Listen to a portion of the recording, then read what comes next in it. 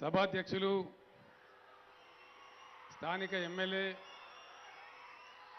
ఈ ఎన్నికల్లో BRS party అభ్యర్థి శ్రీమతి హరిప్రియ నాయక్ గారు,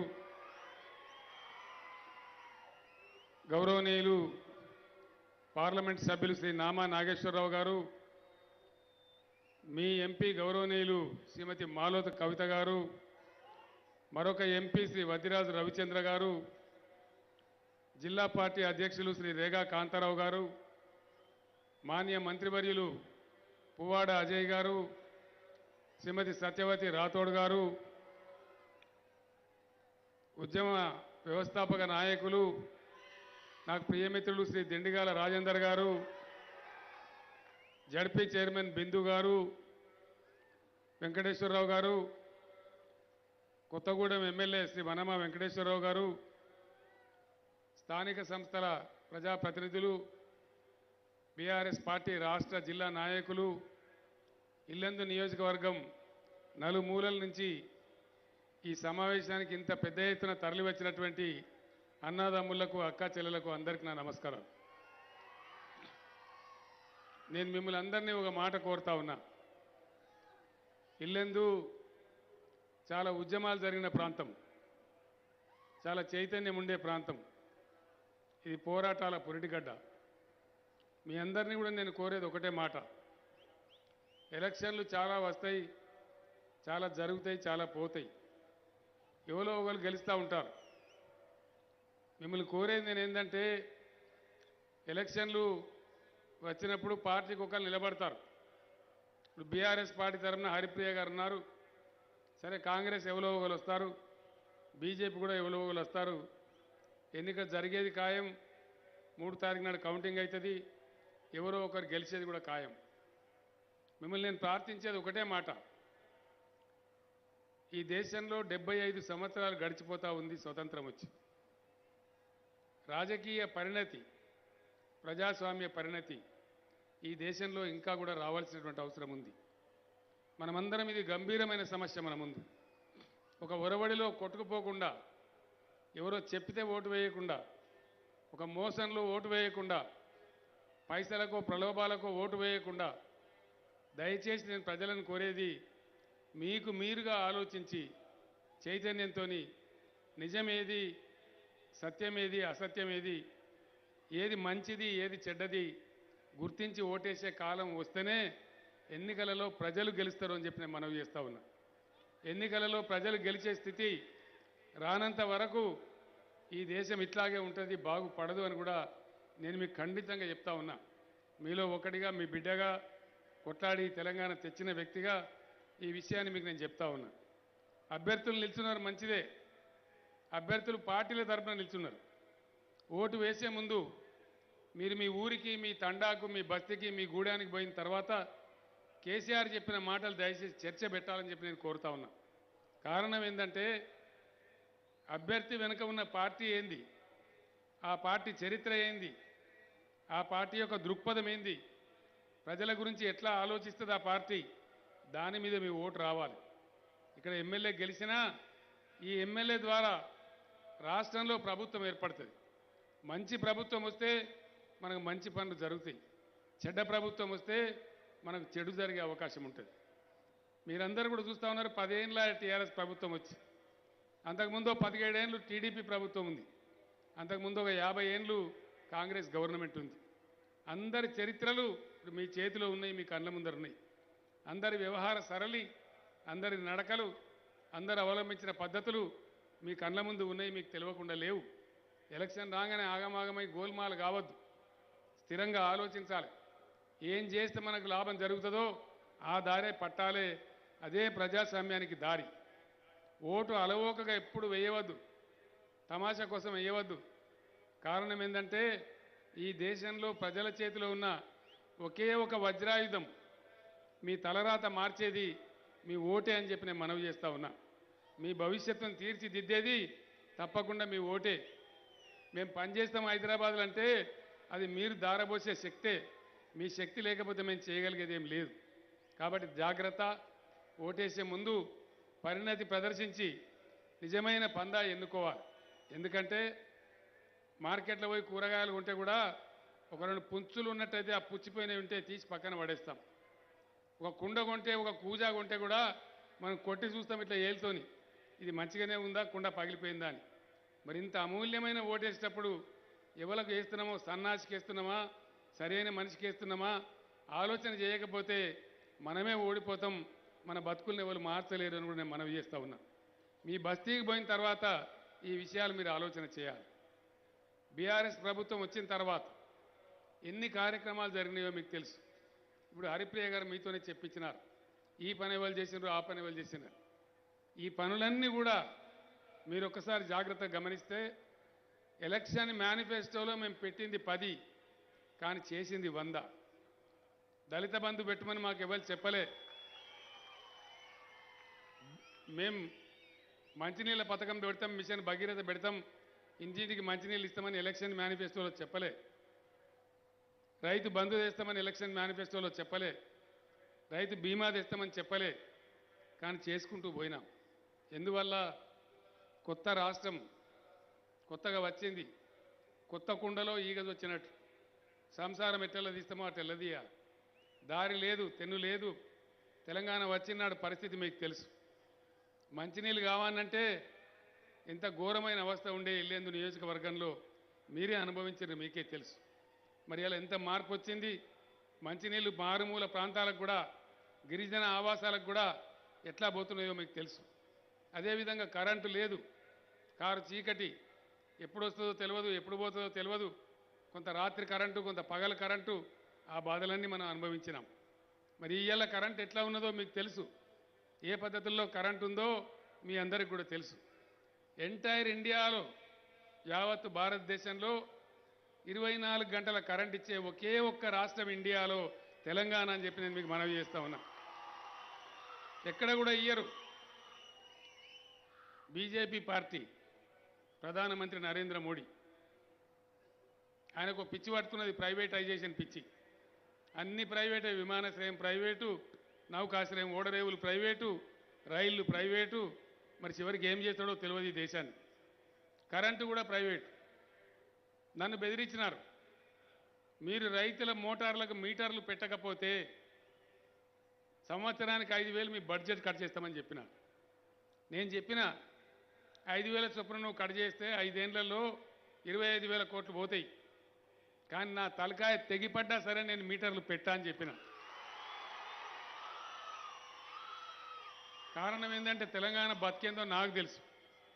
నేను కూడా కాపోయినా నేను రైతునే, నేను కూడా వ్యవసాయం చేస్తా, ఇప్పుడు కూడా చేస్తా. కరెంట్ ఎన్ని బాధలు ఉన్నాయో, ఎన్ని బోర్లు వేసినామో, ఎంత బోర్లు పడ్డామో, ఎన్ని అప్పుల పాలైనమో, ఎన్ని అవస్థల పాలైనమో నాకు తెలుసు. ఒక్కొక్క రైతు ఎన్ని బాధలు పడ్డాడో నాకు తెలుసు. తెలంగాణ వచ్చినాడు వలసలు, కరువులు, కరెంటు లేదు, మంచినీళ్ళు లేవు, సాగునీళ్ళు లేవు. ఎక్కడోళ్ళు అక్కడ బతకపోయినాం. చెట్టుకొగడు గుట్టకొగడు అయినాం. గొడవ ఏడ్చినాం ఆ రోజు. మనం ఎవరిని పట్టించుకోలే. కానీ తెలంగాణ వచ్చిన తర్వాత దీన్ని ఎట్లా చక్కదిద్దాలా, ఎక్కడ మొదలు పెట్టాలా, ఏ ప్రజల కార్యక్రమం ముందు, ఏది ముందు తీసుకోవాలని చెప్పి 3-4 నెలలు మెదడంతా కరగదీసి మేధావులను పిలిపించి చర్చలు చేసి ఒక దారి వేసుకున్నాం. ఈ మధ్యనే కొద్దిగా ముఖాలు తెల్లబడుతున్నాయి, కొద్దిగా పంటలు పండుతున్నాయి, రైతుల ముఖాలు తెల్లబడుతున్నాయి, అప్పులు తీరుతున్నాయి. ఒక రకమైన పద్ధతి పెట్టుకున్నాం. వ్యవసాయ స్థిరీకరణ చేయాలి అని ఒక నిర్ణయం చేసుకున్నాం. ఆ నిర్ణయంలో భాగమే రైతు బంధు కానీ, రైతు బీమా కానీ, ఉచిత నీళ్లు కానీ, ఉచిత కరెంటు కానీ. మీ అందరికీ తెలుసు, రైతు బంధు ఎప్పుడన్నా విన్నామా? బీఆర్ఎస్ రాకముందు ఈ మాట. మనకు అప్పులుంటే వచ్చి మన తలుపులు కూడా విక్కొని తీసుకొని పోయినారు తప్ప రైతుకు ₹1 ఇయ్యలే. రైతు చచ్చిపోతే కూడా ఆపద్ బంధు అని దిక్కుమాలిన పథకం పెట్టినారు. ఆ పథకం కింద 50,000 ఇస్తామని చెప్పినారు. 6 నెలలు దింపుకొని 10,000 20,000 చేతులు పెట్టి పంపించేది.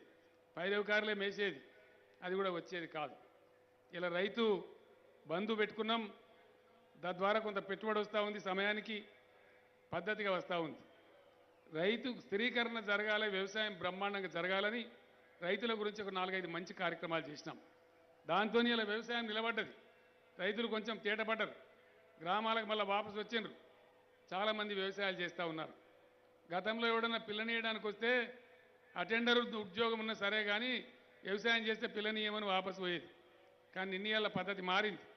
నిన్నీళ్ళ మారి భూమి ఏమైనా ఉన్నదే అని అడుగుతుంది. భూమి ఉంటే పిల్లని ఇస్తాడు. ఇప్పుడు మనం రివర్స్ అయిపోయింది 10 ఏళ్లలో. ఇదంతా కూడా మీ కళ్ళ ముందే జరిగిన చరిత్ర. రైతు బంధు పెట్టుకున్నాం, రైతు బీమా పెట్టుకున్నాం, ఉచిత కరెంటు పెట్టుకున్నాం, నీటి తీరువా బకాయిలు మాఫీ చేసినాం. ఇప్పుడు నీటి తీరువా లేదు ఈ రాష్ట్రంలో, నీళ్ళ మీద పన్ను లేదు. అదేవిధంగా ధరణి పోర్టల్ తెచ్చుకున్నాం. ధరణి పోర్టల్లో భూములు శుద్ధంగా ఉన్నాయి. ఎవరి భూమి వాళ్ళ పేరు మీద ఉంది. ఒకసారి ధరణిలో భూమి వచ్చిందంటే ఎవరు దాన్ని గోల్మాల్ చేసే పరిస్థితి లేదు. రైతు నిశ్చింతగా ఉండే పరిస్థితి ఉన్నది. ఇంతకుముందు గోల్మాల్ దింపి చాలా గందరగోళం చేసేది. అందుకే చాలా పెద్ద సంఖ్యలో ఇక్కడ రైతులకు పోడు భూములు ఇచ్చినాం. ఎవరు కూడా ఇయ్యలే ఇంతకుముందు చరిత్రలో. దాదాపు 15,000 కుటుంబాలకు 15,107 రైతు కుటుంబాలకు, గిరిజన బిడ్డలకు 48,300 ఎకరాలు ఈ ప్రభుత్వం మీకు అందించడం జరిగింది. ఇల్లెందు నియోజకవర్గానికి ఒక గర్వం ఉంది. హరిప్రియ నాయక్ గారి చరిత్రలో ఉంటుంది. ఆమె ఎమ్మెల్యేగా ఉండే టైంలో ఈ ఇల్లెందు నియోజకవర్గంలో 48,000 ఎకరాల పోడు భూములను మీకు అందించడం జరిగింది. నిజమేనా ఈ మాట? పోడు భూములు అందించడమే కాదు, దాని మీద ఏం చేసిన ఊరికే ఇచ్చి వదులుకోలే. వెంటనే దాని మీద ఉన్న పోలీస్ కేసులన్నీ రద్దు చేసినాం. అట్లా కాకుండా వాళ్ళకు కూడా రావాలని చెప్పి ఇమీడియట్గా రైతు బంధు కూడా ఇచ్చినాం. శాశ్వతంగా రైతు బంధు డబ్బులు కూడా వస్తాయి. 3 ఫేజ్ కరెంట్ ఎక్కడెక్కడైతే లేదో, గుండాల లాంటి మారుమూల ప్రాంతంలో, అటవీ ప్రాంతంలో కూడా 3 ఫేజ్ కరెంట్ అంతా ఇస్తా ఉన్నాం. దాని ద్వారా రైతు బంధు వచ్చి మా గిరిజన రైతులు కూడా సగౌరవంగా మంచిగా వ్యవసాయం చేసుకోవాలని చెప్పి వాళ్ళకు కూడా రైతు బంధు పెట్టినాం, రైతు బీమా పెట్టినాం, కేసులు రద్దు చేసినాం. ఆ విధంగా మీ సేవ చేసినామని మనవి చేస్తూ ఉన్నాం. ఇట్లా అనేక కార్యక్రమాలు ఇక్కడ జరిగినాయి. ఇల్లెందులో గ్రామాలలో వాన పడ్డదంటే చెప్పుల చేతులు పట్టుకొని నడిచిపోయే పరిస్థితి ఉండే. ఎక్కడ కూడా సరైన రోడ్లు లేకుండే. ఇలా హరిప్రియ నాయక్ గారి చొరవతోని 100 కోట్ల రూపాయల రోడ్లు మంజూరు చేసి అన్ని గ్రామాలలో, గ్రామీణ ప్రాంతాలలో మీకు చక్కటి రోడ్లు కూడా మంజూరు చేయించింది ఆ అమ్మాయి. నాతోని ఫైట్ చేసిన అతను కొట్లాడి కూడా, సార్ మాది చాలా ఏజెన్సీ ప్రాంతం, మారుమూల ప్రాంతం, మీ దయ పెద్దగా ఉండాలని చెప్పి నాతో 1కి 4 సార్లు మాట్లాడి ఆ రోడ్లన్నీ కూడా మంజూరు చేయించింది. ఇల్లందు పట్టణం కూడా 350-400 కోట్లు తెచ్చి, గతంలో చాలా డర్టీగా ఉండేది పట్టణం. ఇప్పుడు సెంట్రల్ లైటింగ్ కానీ, సీసీ రోడ్లు కానీ, పట్టణానికి ఒక అందం వచ్చింది. కనీసం కొంత దూరం ఒక దరికి వచ్చింది. ఇవన్నీ గతంలో జరగలే. మరి ఈ అమ్మాయి చేసింది, బీఆర్ఎస్ గవర్నమెంట్ చేసింది. నేను మీ అందరిని ఒకటే కోరుతా ఉన్నా, దయచేసి ఎవరు ఏం చేసినారు, చాలా మంది ఉండే కదా ఎమ్మెల్యేలు, ఇంతకుముందు చాలా ప్రభుత్వాలు ఉండే కదా, ఏ ప్రభుత్వంలో ఎవరికి న్యాయం జరిగింది అది ఆలోచన చేయాలి. దాన్ని చేయకుండా చేస్తే మళ్ళా మనకు ఇబ్బందులు వచ్చేటువంటి పరిస్థితులు ఉంటాయి. కొమరారం కానీ ఇంకోటి కానీ 2 మండలాలు కావాలని చెప్పి ఇంతకుముందే ఆ అమ్మాయి కోరినారు. హరిప్రియ నాయక్ నా బిడ్డ లాంటిది. డెఫినెట్గా నా బిడ్డ కోరిన తర్వాత నేను కాదనే పరిస్థితి కాదు. తప్పకుండా మీ తరఫున ప్రజల పరాన ఆమె ఇంటి కోసం మేము అడుగుతలేదు, ప్రజల కోసం కావాల్సిందే అడుగుతుంది. కాబట్టి వాటిని కూడా వెంటనే ఏర్పాటు చేసే కార్యక్రమాన్ని ఎన్నికల తర్వాత తీసుకుంటామని నేను మీకు మనవి చేస్తా ఉన్నా. ఒక మాట ఇక్కడ మీ అందరిని నేను మనవి చేయాలి. ఈ జిల్లాలో కొంతమంది ఉన్నారు, వాళ్ళకు కొన్ని డబ్బులు వచ్చినాయి, బాగా అహంకారం పెరిగిపోయినారు.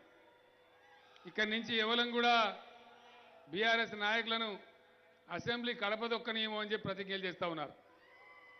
అసెంబ్లీ కడప దొక్కడానికి పంపించేది మీరా, ఆ సన్నాసులా? ఎవరు పంపించేది? మీరే కదా.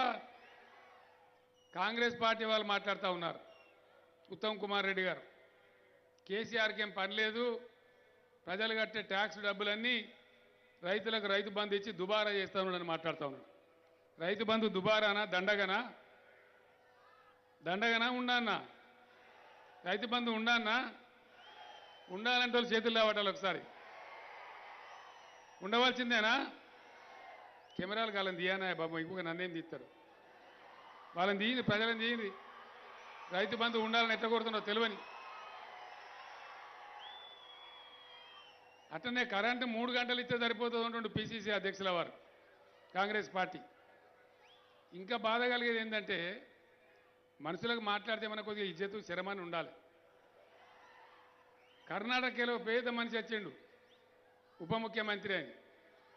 ఆయన చెప్తున్నాడు కేసీఆర్ మీరు కావాలంటే మీరు వచ్చి కూర్చోరాబాయి నీ ఒక్కరిని ముచ్చట ఈ కాగితం అడి అక్కడ ఈ ఎందుకు అరుస్తున్నావు పిచ్చోన్లాగా కాగితం ఆయనకి కూర్చో ఏం సార్ కూర్చో ఆయన చెప్తా ఉన్నాడు ఆ కర్ణాటక ఆయన మేము ఎంత గొప్పోళ్ళమంటే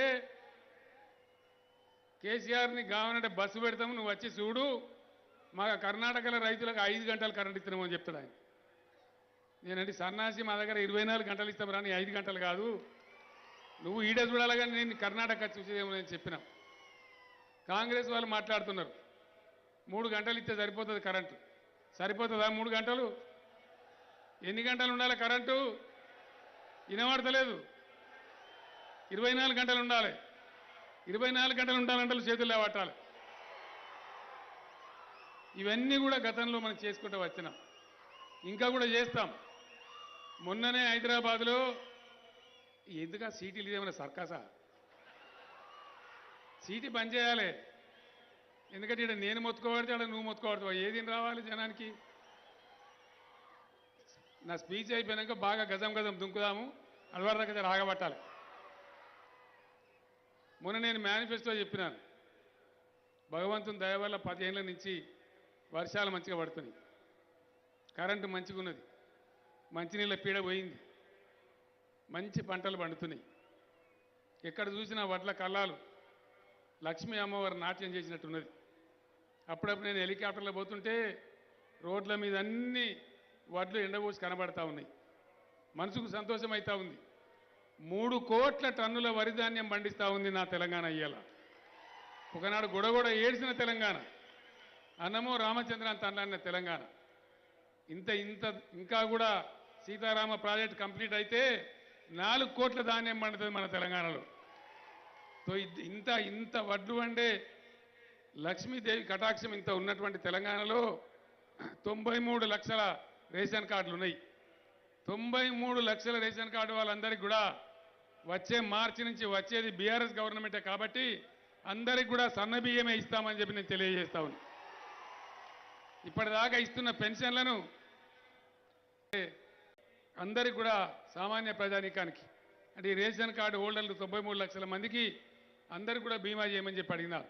దాన్ని కూడా ప్రకటించినాం. వచ్చే మార్చి తర్వాత ఎవరు కూడా సాధారణ మరణం సంభవించిన వాళ్ళకు కూడా 5 లక్షల రూపాయలు రైతులతో పాటు వస్తాయని చెప్పి నేను తెలియజేస్తా ఉన్నా. ఈ విధంగా కాంగ్రెస్ పార్టీ ప్రభుత్వంలో రైతుల గురించి ఏం ఆలోచించారు, పేదల గురించి ఏం ఆలోచించారు? 200 రూపాయల పెన్షన్ మన ముఖాన కొట్టినారు. నేను ఒక్కటే మాట చెప్తా ఉన్నాను, అందుకే మీకు చెప్పింది. ఏ పార్టీ వైఖరి ఏంది, పార్టీ దృక్పథం ఏంది, పార్టీ ఏం ఆలోచిస్తుంది. మేనిఫెస్టో కమిటీ ఉండే వాళ్ళని నేను అడిగిన, మనం పెన్షన్లు ఇస్తున్నాం ఎందుకు ఇస్తామండి అని అడిగా. అసలు ఎందుకు ఇవ్వాలి పెన్షను? ఏం కారణం? అనుకోకుండా మానవ జీవితంలో కొన్ని మార్పులు వస్తాయి. కొంతమంది పెద్దవాళ్ళకు ముసలివాళ్ళు అయితే వాళ్ళ కొడుకులు బిడ్డలు ఉండకపోవచ్చు, ఉండి కూడా సరిగ్గా చూడకపోవచ్చు. కొంతమంది మహిళలకు భర్తలు సరిపోవచ్చు, కొంతమంది మహిళలు ఒంటరిగా ఉండవచ్చు. చాలా ఆరోగ్యంగా మంచిగా ఉన్న మనిషి అనుకోకుండా ఒక యాక్సిడెంట్ అయితే ఒక కాలో చేయో ఇరిగిపోవచ్చు. ఇట్లా కొందరు విధివంచితులు అవుతారు. ఇట్లా విధివంచితులైన వాళ్ళను ఆదుకోవాల్సిన బాధ్యత సమాజం మీద ప్రభుత్వం మీదనే ఉంటుంది. మరి ఎందుకు ఇవ్వాలి అంటే వాళ్ళు కనీసం 2 పూటల పప్పో పులుసో తిని వాళ్ళ జాగల వాళ్ళు మోతాదు లేకుండా ఉండాలి, దానికోసం ఉండాలి పెన్షన్ అని నేను చెప్పిన. అప్పుడు ఉన్న వాళ్ళంతా లెక్కలు తీసి 2014లో నేను చెప్పే మాట ఇది. లెక్కలు తీసి ఇగో చింతపండుకింత, ఉప్పుకింత, పప్పుకింత ఒక 600 రూపాయలు ఇస్తే సరిపోతుంది సార్ అన్నారు. నేను చెప్పినాక ఈ పేదవాళ్ళకి కొసరా నవా ఒక 1000 రూపాయలు పెట్టమని చెప్పినాం. మొట్టమొదటి 1000 రూపాయలు చేసుకున్నాం, ఆ తర్వాత 2000 చేసుకున్నాం. ఇప్పుడు దాన్ని 3000 చేసుకొని మార్చి తర్వాత సంవత్సరానికి 500 పెంచుకుంటూ 5000 రూపాయలు తీసుకొని పోతాం. అట్లా ఒక మానవీయ కోణంలో చేసుకుంటా ఉన్నాం. విద్యా విధానం, వైద్య విధానం మీ కళ్ళ ముందర ఉంది. కేసీఆర్ కిట్టు ఇంతకుముందు ప్రైవేట్ దవాఖానాలకు పోతే వాళ్ళ ఇష్టం వచ్చినట్టు జీరి ఇష్టం వచ్చినట్టు ఆపరేషన్ చేసి దోపిడీ జరిగేది. ఇవాళ బ్రహ్మాండంగా అమ్మఒడి వాహనాలు వస్తున్నాయి గ్రామాలకు. ప్రభుత్వ ఆసుపత్రులలో ప్రసవాలు పెరిగినాయి. ప్రసవం వస్తే పైసలు ఖర్చు పెట్టుకునేది పోయి ఉల్టా ఆడపిల్ల అయితే 13,000, మగపిల్లవాడు పుడితే 12,000 రూపాయలు ప్రభుత్వమే ఇస్తూ ఉన్నది. వాళ్ళని ఆదుకుంటా ఉన్నది. పాఠశాలలు పెట్టుకున్నాం. రెసిడెన్షియల్ స్కూల్ మన ఇల్లెందు నియోజకవర్గానికి కూడా వచ్చినాయి. అందరికీ పెట్టుకున్నాం. దళితులకు పెట్టుకున్నాం, గిరిజన బిడ్డలకు పెట్టుకున్నాం, బీసీలకు పెట్టుకున్నాం, ముస్లిం మైనారిటీలకు పెట్టుకున్నాం. దానిలో చదివే పిల్లలు బ్రహ్మాండమైన ర్యాంకులు తెస్తూ ఉన్నారు. అద్భుతమైనటువంటి ప్రోగ్రెస్ తెస్తూ ఉన్నారు. ఎంబీబీఎస్ సీట్లు కొడతా ఉన్నారు. ఆల్ ఇండియా లెవెల్ నీట్ పరీక్షలో కూడా ఉత్తీర్ణులు అయిపోయి అనేక ఎగ్జామ్స్కి ఇంజనీర్లు డాక్టర్లు అవుతా ఉన్నారు. ఇవన్నీ కూడా మీ కళ్ళ ముందు జరిగినాయి. గతంలో ఈ గురుకులాలు ఎందుకు లేవు? ఈ పాఠశాలలు ఈ కాలేజీలు ఎందుకు లేవు? వాటిని హై స్కూల్గా పెట్టుకున్నాం, ఇప్పుడు కాలేజీలు చేసుకున్నాం. మీ ఆశీస్సులుంటే రాబోయే రోజులలో సీతారామ ప్రాజెక్టు కూడా త్వరలోనే పూర్తి కాబోతా ఉంది. ఒక్కసారి అది పూర్తి అయిందంటే మన దరిద్రం కూడా పోతుంది. 1-2 మండలాలు ఆ కాలువ కొంచెం ఎత్తులో ఉన్న ఇల్లెందు నియోజకవర్గంలో హరిప్రియ నాయక్ నన్ను చాలాసార్లు కోరింది, సార్ అక్కడ కూడా ఒక 2 లిఫ్ట్లు పెట్టి ఆ మండలాలకు కూడా నీళ్ళు తెచ్చే బాధ్యత మీదే అని చెప్పి అమ్మాయి కోరింది. సీతారామ ప్రాజెక్టు కాలువ కంప్లీట్ అయితే ఆ ఎత్తుగా ఉన్న మండలాలకు కూడా లిఫ్ట్ పెట్టి తెచ్చిచ్చే బాధ్యత నాది అని చెప్పి నేను మనవి చేస్తా ఉన్నా. మొత్తం అంత పచ్చదనం అయిపోతుంది. ఈ విధంగా గిరిజన సోదరులను ఏ ప్రభుత్వం పట్టించుకోలే. మా తండాలో మా రాజ్యం, మా గూడెంలో మా రాజ్యం, గోండు సోదరులైతే మావా నాటే మావా రాజ్ అని మాట్లాడితే ఏ ముఖ్యమంత్రి పట్టించుకోలే. కానీ ఈరోజు బీఆర్ఎస్ ప్రభుత్వంలో తండాలన్నింటినీ గ్రామ పంచాయతీలు చేసుకున్నాం. వాటి మీద గిరిజనులకే అధికారం వచ్చింది. గిరిజన బిడ్డలే సర్పంచులు అయినారు. ఎవరి తండాలో వాళ్ళు బ్రహ్మాండంగా అభివృద్ధి కూడా చేసుకుంటా ఉన్నారు. పల్లె ప్రగతి, పట్టణ ప్రగతి కార్యక్రమాలతోని ఏ విధంగా పల్లెలు బాగుపడాయో మీకు తెలుసు. ఏ విధంగా మౌలిక వసతులు పెరుగుతున్నాయో మీకు తెలుసు. ఊర్లలో చెత్త ఎట్లా పెరుగుతున్నాయో మీకు తెలుసు. చెత్త ఎట్లా తీసేస్తున్నారో మీకు తెలుసు. ఇవన్నీ కూడా మీ కళ్ళ ముందరనే ఉన్నాయి. ఇల్లెందు నియోజకవర్గంలో, ఇల్లెందు ప్రాంతంలో మనిషి చచ్చిపోతే జాగ దిక్కులేక గుట్టల మీద కొంచెం కాలబెట్టేది. కానీ ఇవాళ ప్రతి ఊళ్ళో వైకుంఠధామం కట్టి ప్రజలకు ఆ బాధ కూడా లేకుండా చేసినా అది కూడా మీ కళ్ళ ముందే ఉంది అని చెప్పి నేను తెలియజేస్తా ఉన్నా. ప్రజల కనీస అవసరాలను గుర్తించి చేసిన వాళ్ళెవరు, చేయని వాళ్ళెవరు, ప్రజలను వాళ్ళ కర్మానికి వాళ్ళు వదిలేసిన వాళ్ళెవరు అనేది మీరు గుర్తించి ఓటేయాలని చెప్పి నేను కోరుతా ఉన్నా. బీఆర్ఎస్ పార్టీ తెలంగాణ కోసమే పుట్టిన పార్టీ. తెలంగాణ ప్రజల హక్కుల కోసమే పోరాడే పార్టీ. మాకు ఢిల్లీలో బాసులు లేరు. మాకెవరైనా బాసులు ఉన్నారంటే అది మీరే తప్ప వేరే లేరు. మీరు ఏది ఆదేశం ఇస్తే, మీకు ఏది అవసరం ఉంటే దానికోసమే మేము తలవంచుతాం తప్ప మా బాసులు ఢిల్లీలో లేరు. ఇక్కడ వేరే ఏ పార్టీ గెలిచినా వాళ్ళ కట్కాలు, వాళ్ళ స్విచ్లు ఢిల్లీలో ఉంటాయి. స్విచ్ ఆడైతేనే ఇక్కడ బల్బు వెలుగుతుంది తప్ప వీళ్ళ చేతిలో ఏమి ఉండదని చెప్పి నేను మనవి చేస్తా ఉన్నా. అందుకోసం మంచి చెడు అన్ని గుర్తించి మీకు బీఆర్ఎస్ శ్రీరామ రక్షగా ఉంటుంది కాబట్టి మీ అందరి మధ్యలో ఉన్నటువంటి చదువుకున్నటువంటి విద్యావంతురాలైనటువంటి హరిప్రియ గారు ఇక్కడ ఎమ్మెల్యేగా ఉన్నారు. ఇప్పుడు అభ్యర్థిగా నిలబడ్డారు. దయచేసి ఒక మానవీయ కోణంలో ఆలోచించే మంచి విద్యావంతురాలైనటువంటి హరిప్రియ గారిని వారి కారు గుర్తుకు ఓటేసి పెద్ద ఎత్తున పెద్ద మేయర్తో గెలిపించాలని కోరుతా ఉన్నా. ఇవాళ నాకు ఒకటి తేలిపోయింది. ఈ గిరిజన ప్రాంతంలో సాధారణంగా ఇంత పెద్ద సభలు జరగాయి. మీరు ఇంతమంది వచ్చినంటేనే పెద్ద మేయర్తో హరిప్రియ గెలిచిపోయిందని అర్థమవుతా ఉంది. తప్పకుండా విజయం మనదే అనే విశ్వాసం కూడా కలుగుతూ ఉంది. అదే పద్ధతిలో ఆ అమ్మాయిని పెద్ద మేయర్తో గెలిపించాలి. ఇల్లందు అవసరాల గురించి నేను హామీ ఇస్తా ఉన్నా, నేనే బాధ్యత వహిస్తాను. ఎన్నికల తర్వాత వచ్చి ఒకరోజు మొత్తం మీ మధ్య ఉండి ఈ ప్రాంత సమస్యలన్నీ కూడా పరిష్కారమయ్యే దిశగా ప్రయత్నం చేస్తామని మనవి చేస్తూ నేను మీ దగ్గర సెలవు తీసుకుంటా ఉన్నా. జై తెలంగాణ. కారు గుర్తుకే, కారు గుర్తుకే. జై తెలంగాణ. ధన్యవాదాలు.